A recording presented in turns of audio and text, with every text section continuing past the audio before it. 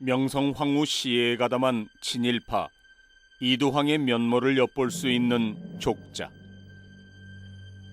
일본 제국의 전쟁 승리를 기원하는 치욕의 비행기 전북호.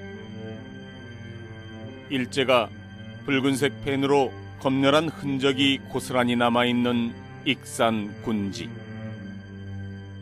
조선인을 일본 천황에게 충성하는 백성으로 만들겠다는 일제 민족 말살 정책 궁성요배와 신사참배.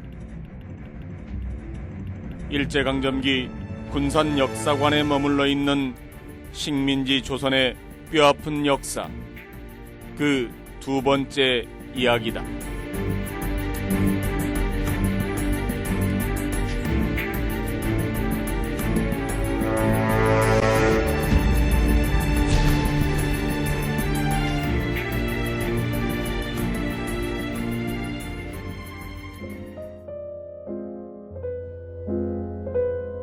한일 강제병합 선두에서 조선을 일본 제국에 넘긴 만고역적 이완용의 유물들.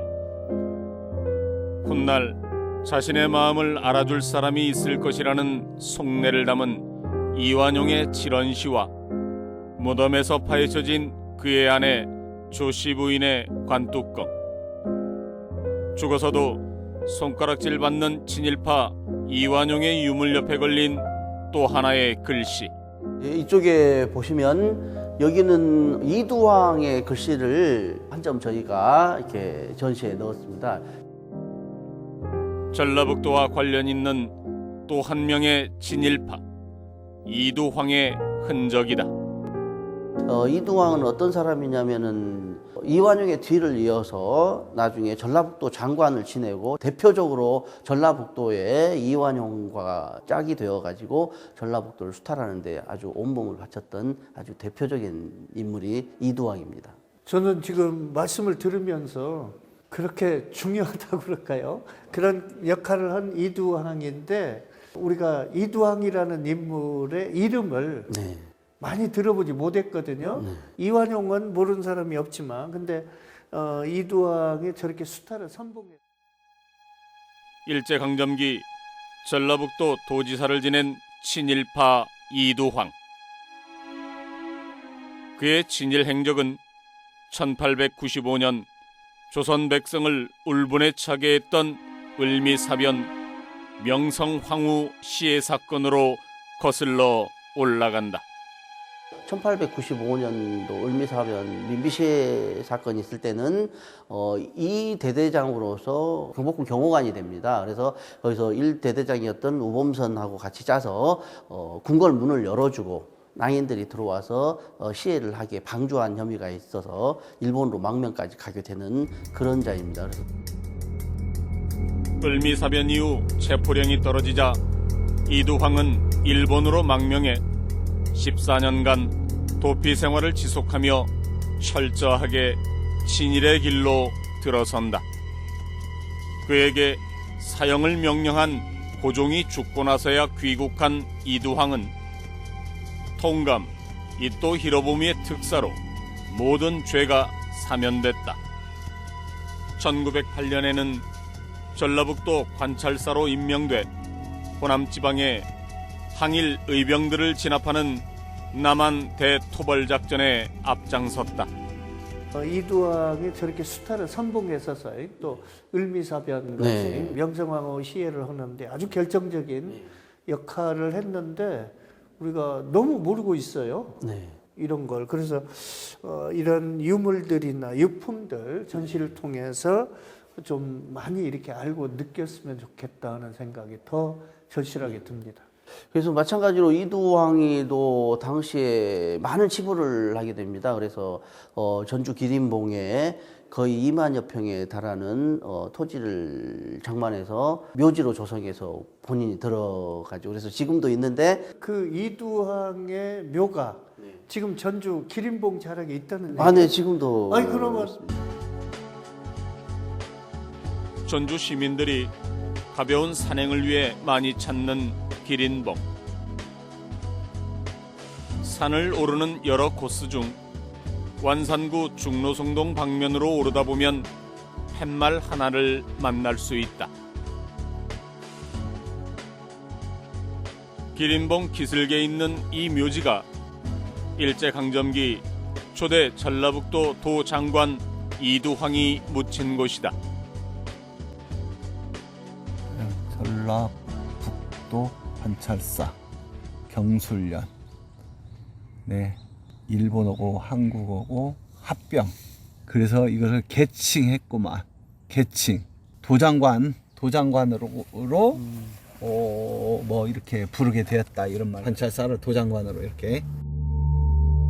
1910년 경술련 국권이 침탈되자 관찰사에서 지금의 도지사에 해당하는 전라북도 도장관에 임명된 이두황.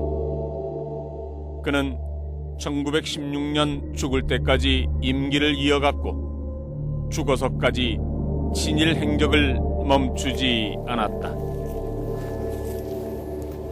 지금 우리가 비석을 이렇게 보면은 조선의 비석들은 빛도를 보호하는 이제 갓석이 있는데 이건 이제 갓석이 없는 거예요. 원래부터 이게 없었어요. 예? 그래서 비석의 형태도 이게 일본식이다.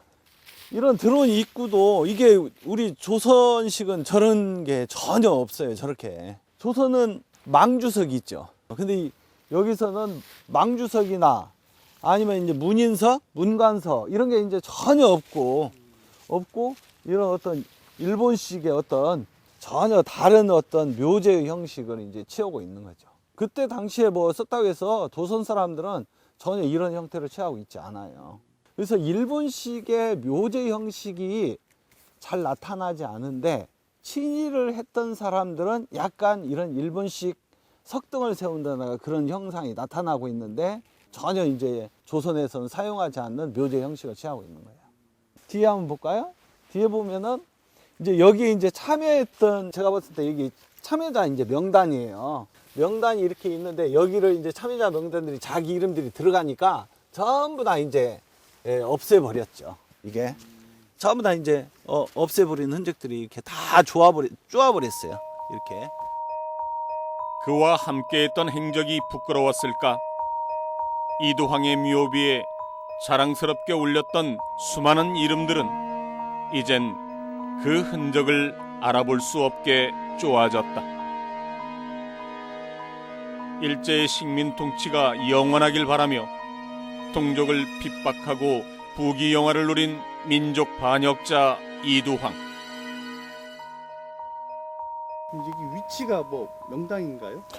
명당인가 잘 모르겠는데 아마 지금 이쪽으로 가면 이제 기름봉하고 연결되거든요. 그래서 아마도 기름봉의 전기를 이렇게 받으려고 이 자리에다 세우지 않았을까. 지금도 이제 이두황이는 이제 역적이고 여기 도지사를 하면서 일본 사람들한테 그렇게 잘했다고 그래요.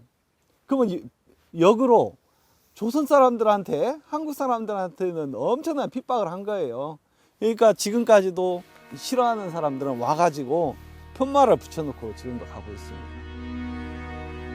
제국주의의 하수인이었던 그의 진일 행각은 죽은 지 100년이 지난 지금까지도 잊혀지지 않는 치욕스런 역사의 기록으로 남았다. 여기는 무슨 레코드판도 있고 축음기도 있고 막 그러네요.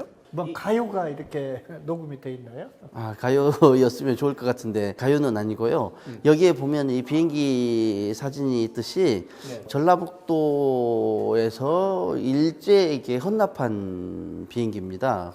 그래서 조선 전북호 해서 네. 제86호 비행기네요. 네, 그래서 전쟁 물자를 공급하는 의미로 이렇게 지주들하고 이렇게 도민들을 동원해서 전쟁 물자를 제공한 것이고. 전쟁의 광기를 보인 일제는 1937년 중일전쟁 이후 전시체제를 구축한다. 조선을 군사작전에 필요한 인원과 물자를 보급하고 지원하는 병참기지로 만드는 한편 대대적인 군용기 헌납운동을 펼친다. 우리 조선을 전시동원 체제로 바꾸면서 군사 훈련이나 작전에 필요한 무기들을 국민들의 성금 모금 활동을 통해서 아니면 기증 기부를 통해서 이런 무기를 구입하게 돼요. 그 중에서 1935년에 전라북도는 이제 돈 많은 지주들이 많았잖아요. 그래서 지주들이 헌납한 전투기는 이제 지주호, 또한 쌀미자를 써가지고 미곡호, 이렇게 해서 전투기들이 상당수 일본군에 헌납이 돼요.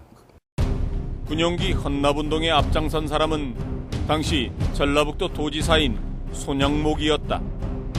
보통 이제 도지사 정도면은 일본인들이 하는데 손영목은 구한말에 과거에 급제했던 그 인물이면서 좀 실력이 있어요.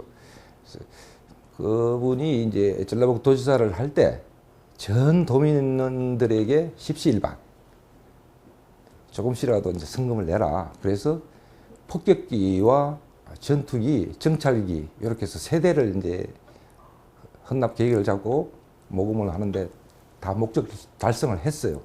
전투기라면 지금도 대당 가격이 뭐 30억 이상 가잖아요. 보통 그 정도 가는데 그렇게 고가의 장비들이란 말이에요. 그 당시에도 마찬가지라고 생각하면 되겠죠. 군용기 헌납식은 조선 전역에서 진행됐다. 당시 조선 각지에서 헌납된 군용기만 모두 50여 대에 달했다. 도별로 성금을 많이 모이게 하고 경쟁하듯이 하게 하지 않았습니까? 아, 네네네, 맞습니다. 연도별로 성금을 기탁하고 또 거기에 걸맞는 뭐 비행기가 됐든 뭐 대포가 됐든 이런 성금을 받는 것이 계속 기록되어 있고요. 그리고 그런 걸 지역별마다 행사를 합니다. 그래서 돈 많은 지주에게 직접 이렇게 받기도 하고 또 연대를 통해서 받기도 하고요. 그런 내용이 잘 들어있는 것이 국방 헌품 기념록입니다. 그래서 연도별로 저런 것이 항상 제작이 됩니다. 그래서 개인별로 누가 성금 얼마? 네네네, 쭉 이름도 다 기록이 돼 적어져 있고? 있고, 예, 예. 친일파들이 자발적으로 낸 성금과 조선인들에게 강제로 거둔 헌금으로 마련한 전투기. 전북호의 헌납식은 전주 심상보통학교, 지금의 전주초등학교 운동장에서 열렸다. 전라북도민과 공무원, 학생 만여 명이 모인 대대적인 행사였다. 그날을 기념해서 현상공무를 합니다. 전투기 헌납에 대한 행진곡, 군가, 전북 도민들이 정성이 담겼다는 것을 이제 가사로 분명히 넣고 이제 상금을 걸고 현상공무한 결과 1등에 당선된 행진곡 하나하고 군가 하나, 이것을 이제 콜롬비아 레코드사에다가 취입을 시켜서 LP판으로 만들어서 기념으로 보급도 하고 그 기록을 이렇게 남겨뒀던 것이죠. 그것이 이제 작년에 발견돼서 일본인들한테 기증받은 건데 제목은 정벌하라 전북호요. 전라북도 호라는 얘기죠. 160만 전라북도민의 정성 어린 전북호요. 첫 구절이 이렇게 나가고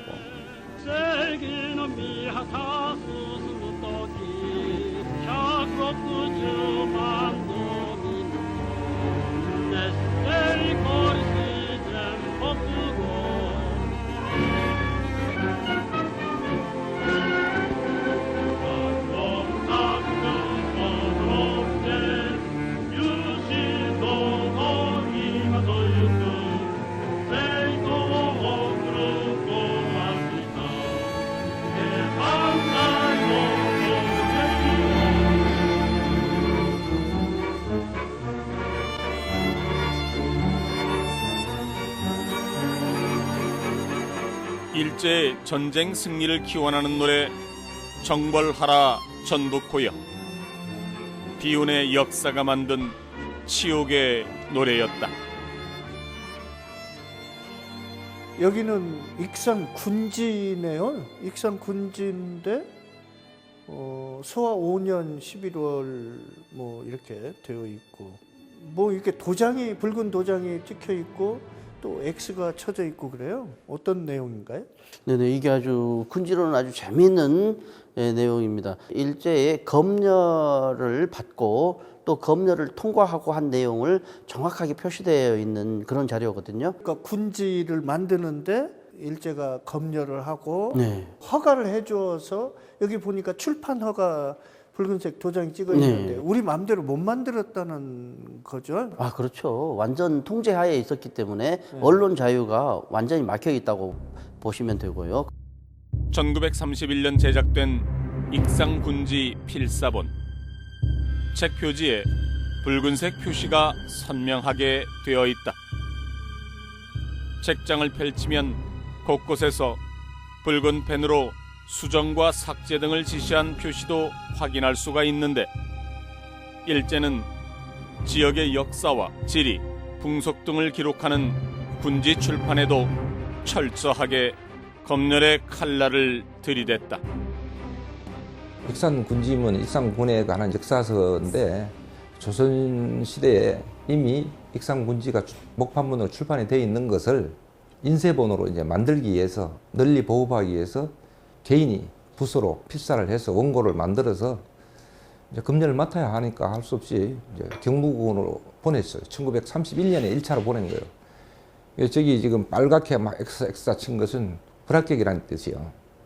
이것은 이제 삭제하고 다시 올려라는 뜻이죠. 그래서 이제 그 다음 해에 32년에 두 번째 심사를 받기 위해서 수정을 해서 이제 올린 거예요. 그래서 이제 그 도장이 검열인 도장이 크게 두 개가 찍혀 있는데 첫 번째 도장은 X를 치고 두 번째 도장은 X가 없이 그 위에 자세히 보시면은 이 원고본을 허락한다 하고 사인이 돼 있어요.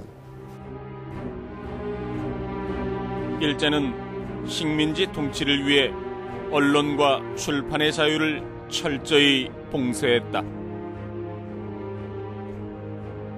일본의 조선 강제 합병에 앞장섰던 이완용 내각은 신문지법과 출판법을 만들어 언론과 출판물의 사전 검열을 제도화하고 통제와 탄압을 시작했다.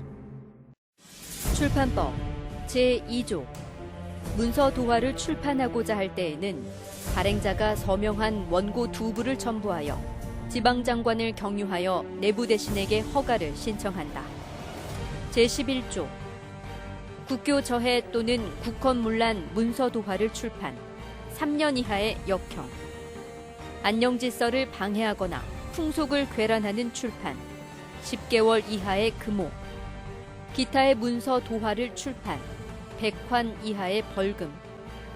제13조 내부 대신은 본법을 위반하여 출판한 문서 도화의 발매 또는 반포를 금지하고 해당 각판과 인쇄본을 압수할 수 있다.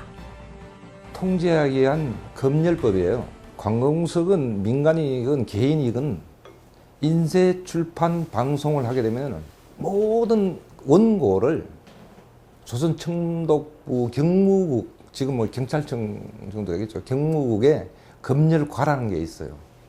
거기다가 원고를 보내서 자기들의 식민지 정책에 부합하느냐, 아니면 조선의 그 어떤 정신이 들어가 있느냐, 그걸 따지는 거거든. 독립 정신이 들어가 있으면 안 되고, 천황을 칭송하는 글들이 들어와야 되고, 그런 뭐 강제 규정이 있죠. 거기에 부합하느냐 안 하느냐를 심사해서 그게 미흡하면 불합격, 이걸 안 돼 하면 출판을 못 하는 거예요.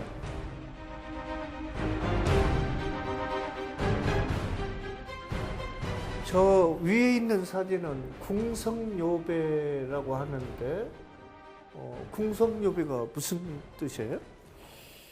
일황이 살고 있는 궁성을 향해서 허리 숙여서 절을 한다라는 뜻입니다. 허리요자 절배자 써서요. 그래서 정말 90도로 이렇게 깍듯하게 숙이고 있는데 어른 아이 할 것 없이 마치 새벽에 일어나서 아무 일하기 전에 먼저 예배를 올리는 것 같이 그렇게 하고 있는 장면입니다. 그래서 이때 이 사람들이 전부 일본인이었으면 좋겠지만은 그대로 흰옷을 입은 우리 백성입니다. 네. 조선 민족들이고요. 그러니까 어느 공공기관이나 공식적인 행사에 있을 때가 아니라 지금 이 사진을 보면 우리 그 예전에 살던 그냥 민가고 네네. 허리를 굽혀 네. 절을 하는 분들의 모습이 그냥 우리네 그 할아버지 할머니들 아이들 모습 그대로예요. 그러니까 개인 집에서 네. 각자 스스로 알아서 아침에 일어나면 이렇게 요배를 먼저 하고 하루 일과를 시작하게 했다. 그런 의미. 네네, 그런 의미이기도 하고, 그리고 이제 예. 요즘 우리 뭐 민방위 훈련처럼 어떤 이제 훈련이 하거나 뭐 이렇게 요식행위가 있을 때는 그렇게 하게 되는 것입니다. 그래서 항상 일황에게 충성한다는 황제를 위한 하나의 구심점이 되기 위한 그런 정신교육의 일환이라고 보여지고요. 세뇌교육의 일환이고. 1937년 중일전쟁 이후 일제는 조선인을 침략전쟁 인력으로 동원하고 이용하기 위해 조선 민족을 세뇌시키기 시작한다. 조선과 일제는 하나라는 내선 일체와 조선인도 천황에게 충성하는 백성이라는 황국 신민화를 강요하고 나선 것이다. 우리는 당군의 자손이 아니라 너희들은 일본 천황의 자손이야, 자식이야. 이제 일본의 속국이 되었으니 그러한 그 황민화 정책이라고 하는데 천황의 자손으로 이렇게 하기 위해서는 어떠한 그 종교적인 의식이 필요하게 되죠. 낮 12시가 되면은 이 당시에는 이제 오포라고 해가지고 왱 하는 거, 오포 소리가 나면은 길 가는 사람이건 공부하는 사람이건 일을 하는 농부건 간에 그 소리를 딱 들리면은 모든 것을 일단 딱 중지하고 궁성이 있는 쪽, 그 자기가 서서 전주 같으면 이제 다가산이나 신흥학교에 신사가 있었으니까 그쪽 방향을 보고 신사가 없는 들판에서는 서울 남산 쪽에 신궁을 향해서 90도로 이렇게 절을 하게 함으로 해서 우리의 혼을 빼앗아가는 그런 야비한 정책을 쓰는 거죠.